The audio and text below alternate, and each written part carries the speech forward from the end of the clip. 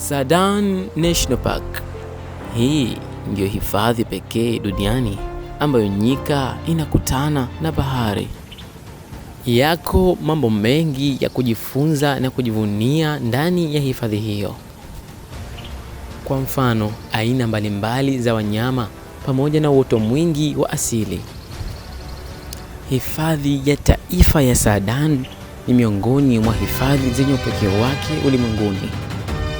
Ina rasilimali nyingi ambazo huwavutia watalii kutoka sehemu mbalimbali duniani. Katika harakati za kuunga mkono jitihada za serikali chini ya Rais Samia Suluhu Hassan kupitia sera ya kukuza vivutio mbalimbali vya utalii nchini. Vivutio vingi na upekee wake wa kitofauti, Ridhwa Seminari kutoka jiji la Dar es Salaam ikaamua kuunga mkono jitihada za Rais Samia Suluhu Hassan katika kukuza utalii wa ndani ili kwenda kuyashuhudia mambo mengi yanayosifika katika mbuga ya Saadani.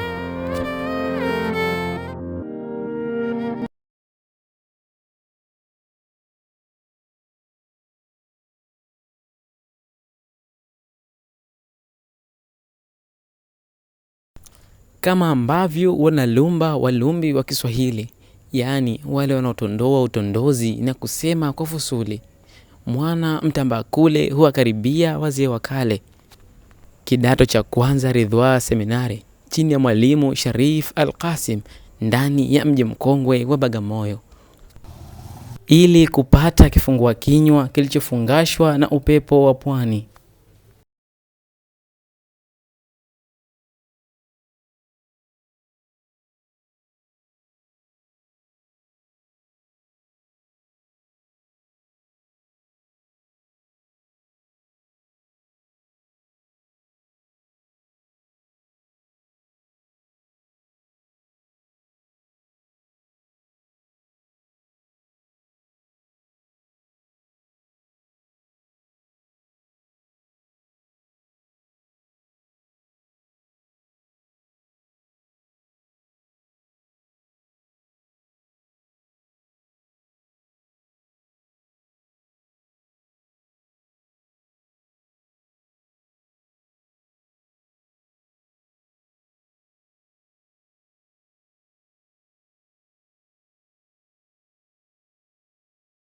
Karibuni sana, hii ni Ridhwa Islamic Seminari tukiwa katika study tour kuelekea Saadani.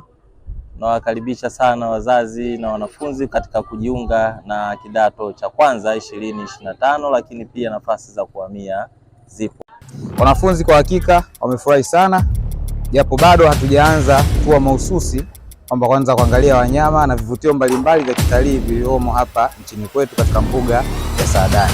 Miongoni mwa sifa za mbuga hii ni kwamba mbuga hii ndio mbuga pekee duniani iliyopo pembezoni au inayopakana na bahari ya Hindi. Hichi ni kivutio cha kipekee na tunajivunia kama taifa letu.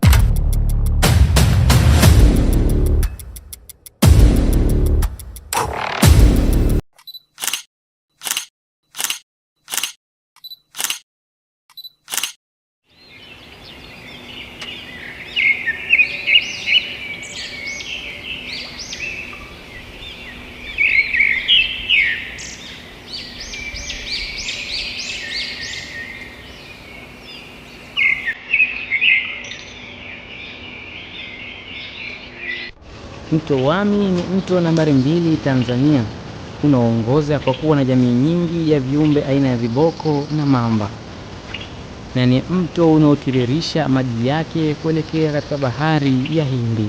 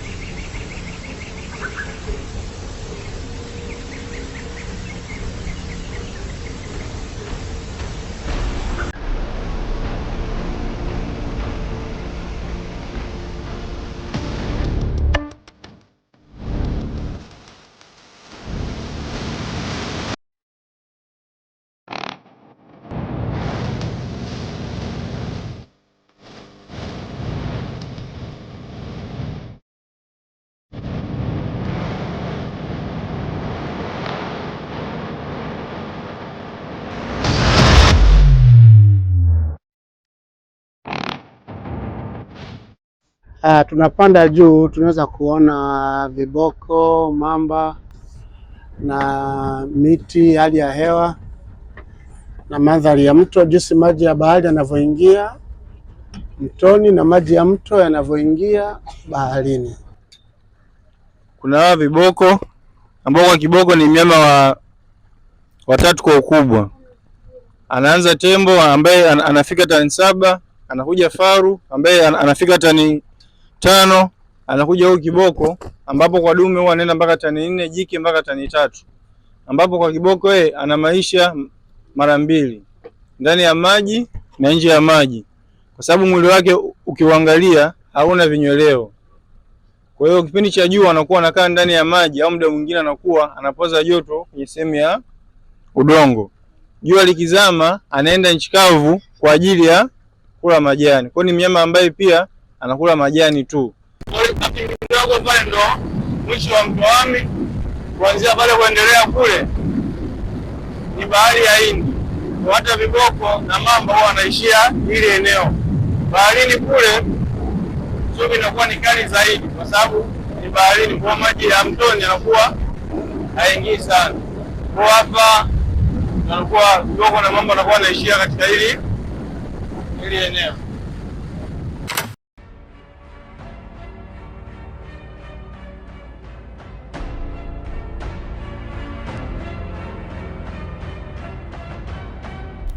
Wapo ndani ya hifadhi ya taifa ya Saadani, unapata nafasi ya kuenjoy chakula kizuri pembezoni mwa fukwe ya bahari, huko pia ukijionea aina tofauti tofauti ya wanyama.